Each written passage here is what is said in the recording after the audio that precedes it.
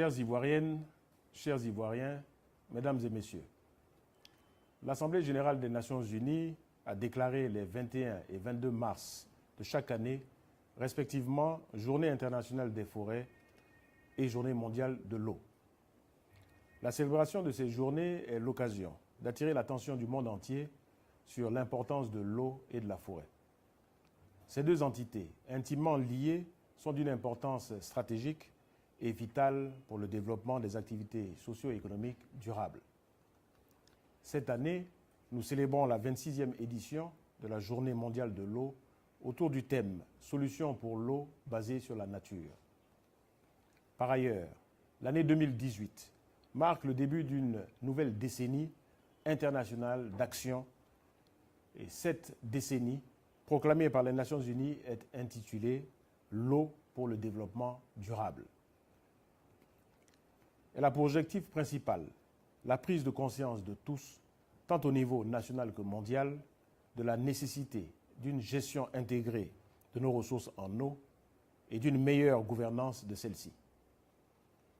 Pour ce qui concerne la forêt, l'Organisation des Nations unies a décidé de mettre en exergue l'arbre urbain, à travers le thème « Les forêts au service des villes durables ».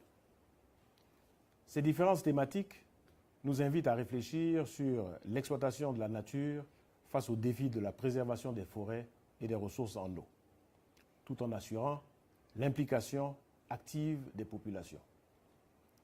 En effet, faut-il le rappeler, la majorité des eaux usées, issues des ménages, des industries et des activités agricoles, est restituée à la nature sans traitement. Depuis quelques années, la pollution des eaux est observée en de nombreux endroits, notamment dans les bassins hydrologiques du Bandama, de la Komwe, de la Bia, ainsi que dans certaines forêts classées. Cette situation a un impact négatif sur l'environnement, sur l'exploitation des forêts, sur la santé et le bien-être de nos populations, auxquelles il convient d'apporter des solutions.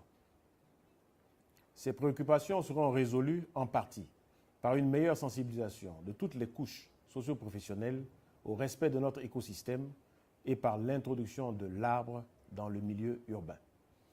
Je voudrais rappeler à ce sujet que le président de la République, son Excellence M. Alassane Ouattara, lors de son intervention à la tribune des Nations Unies en 2014, a pris l'engagement d'œuvrer pour le développement d'une agriculture sans déforestation et de recouvrer 20% de notre territoire national en couvert forestier, soit 6 millions d'hectares d'ici à 2030.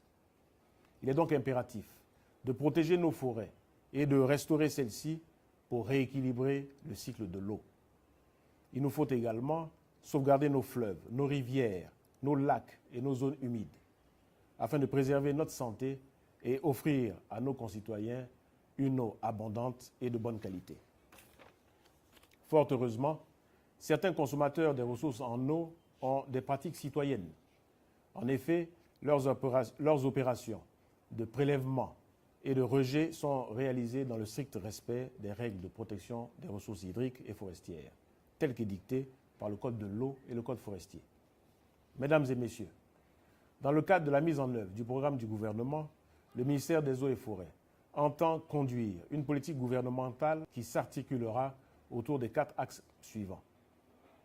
Le respect des engagements internationaux de la Côte d'Ivoire, l'entretien d'un climat favorable au développement de ses activités agricoles, la préservation de la biodiversité et la poursuite du développement socio-économique.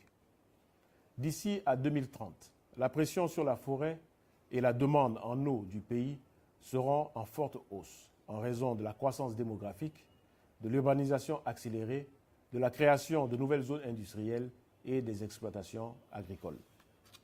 De ce fait, la célébration conjointe des journées relatives à la forêt et à l'eau nous invite à une prise de conscience collective sur les réelles potentialités qu'offre la nature pour assurer la pérennité des écosystèmes.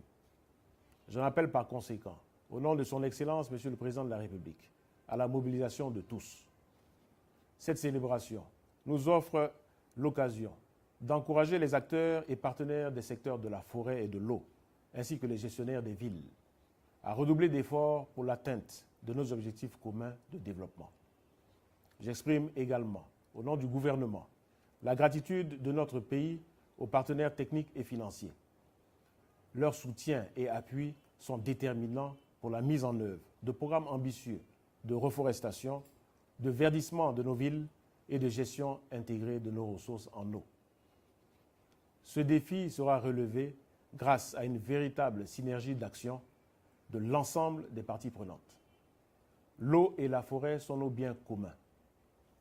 Préservons-les.